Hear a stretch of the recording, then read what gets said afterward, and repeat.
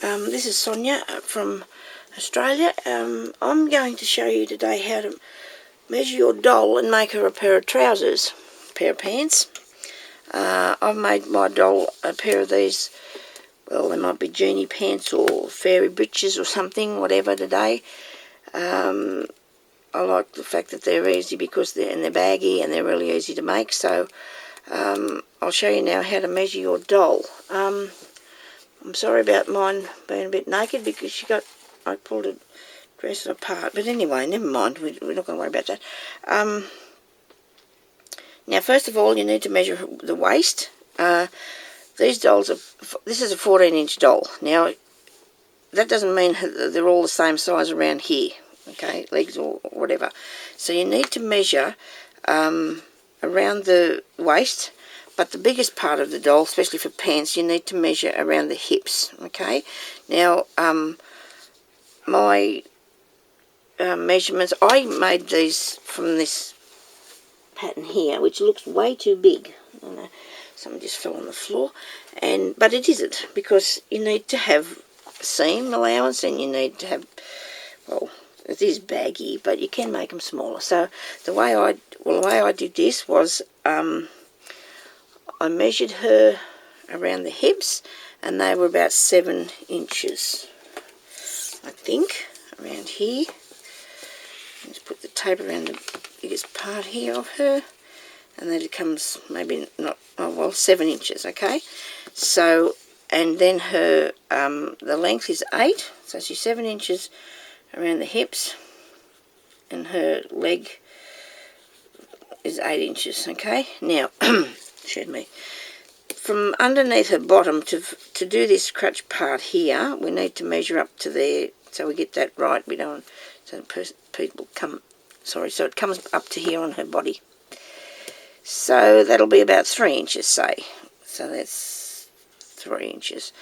Now, you also need a bit of turnover, so we need maybe to 3.5. All right. So you get your piece of paper, and you will measure the length of the doll. I think maybe tied up by the tape measure now. I tie it up so I don't lose it. So trousers altogether need to be about, well, apparently 9 inches. So we'll measure on here 9 inches. Yeah. Okay, so you do that bit.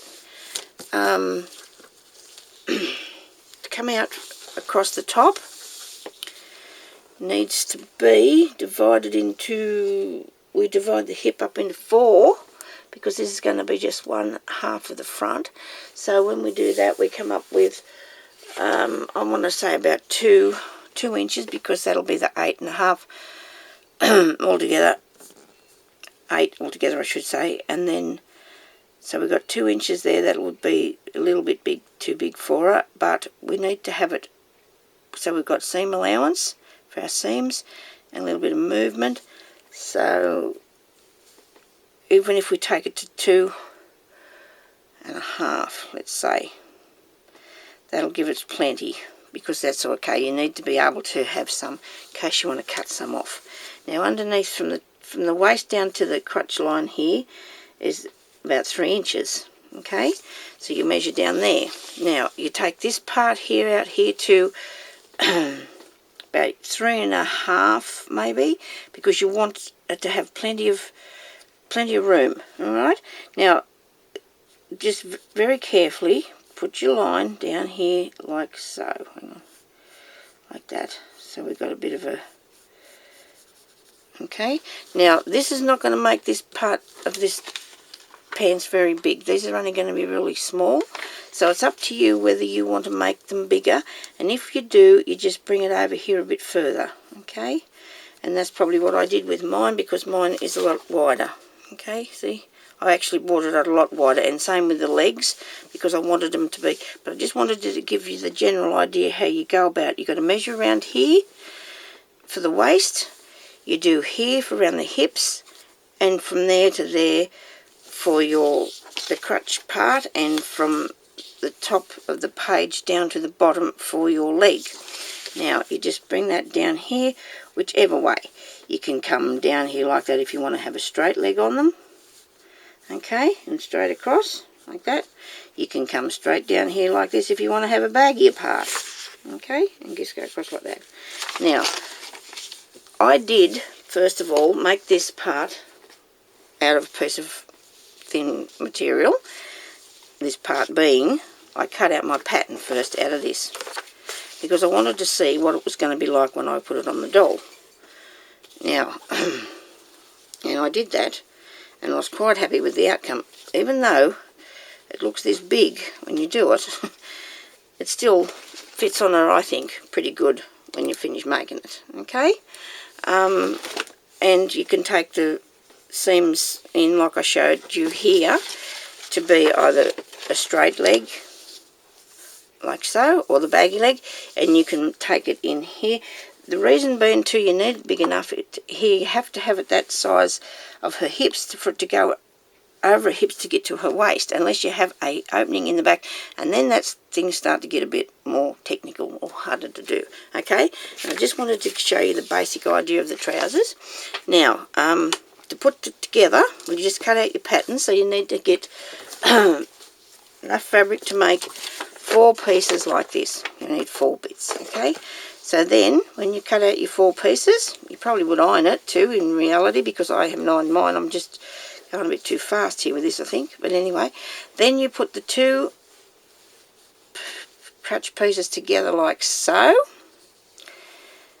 and you sew around there, like that, okay? You do it a lot neater than what I did.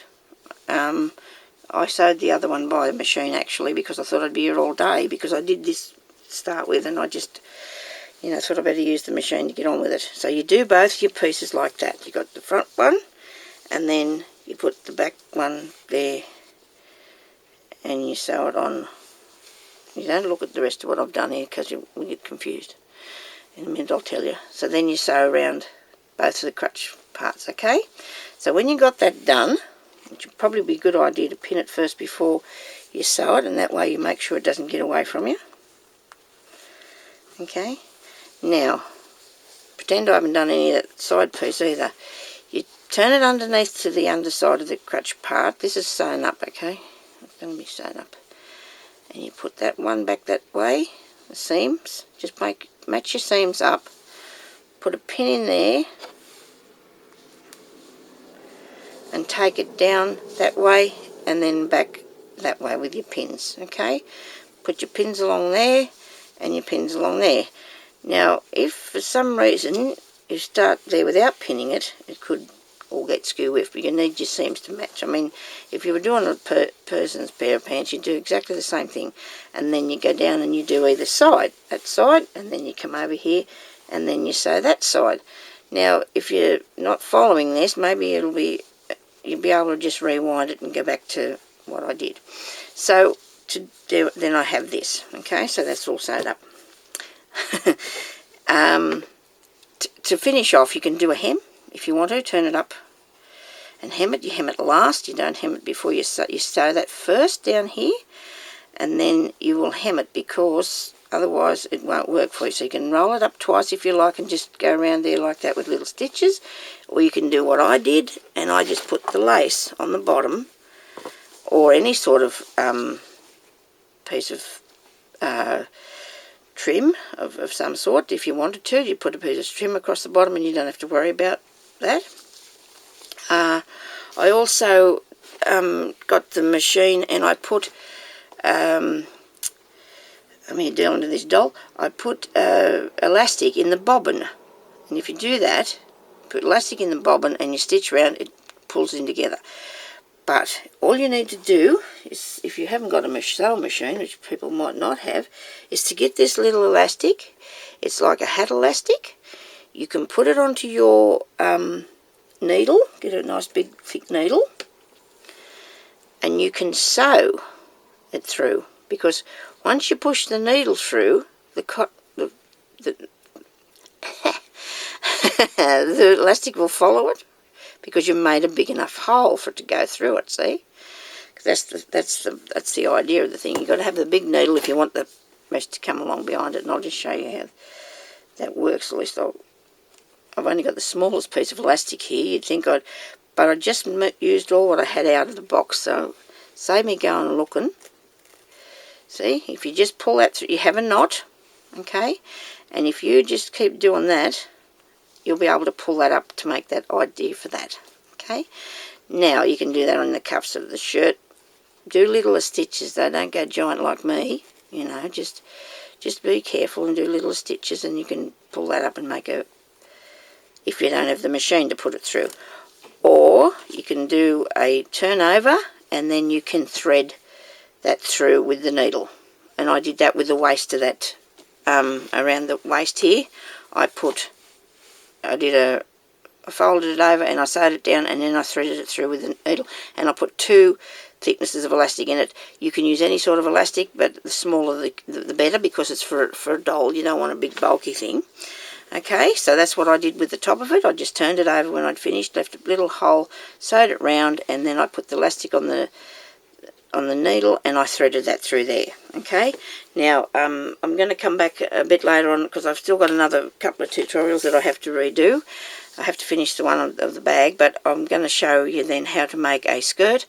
I don't know how long this has been going for. I don't think I've got enough time to show you how to take if you do take the doll's closer pieces, okay, if you do take them apart, you've got to remember that you have to take them apart on the seam, and then you have to make sure when you put them back together that you have, I've taken this off the doll and I've pulled this apart, okay. Now, this is the part I've left together, okay.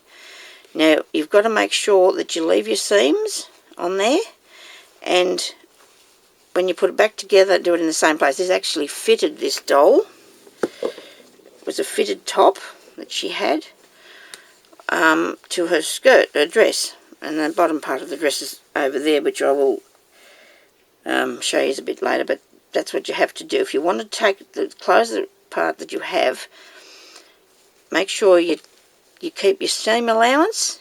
If you want to change it in any way, well, you can, because it's pretty basic. It just depends what you're doing.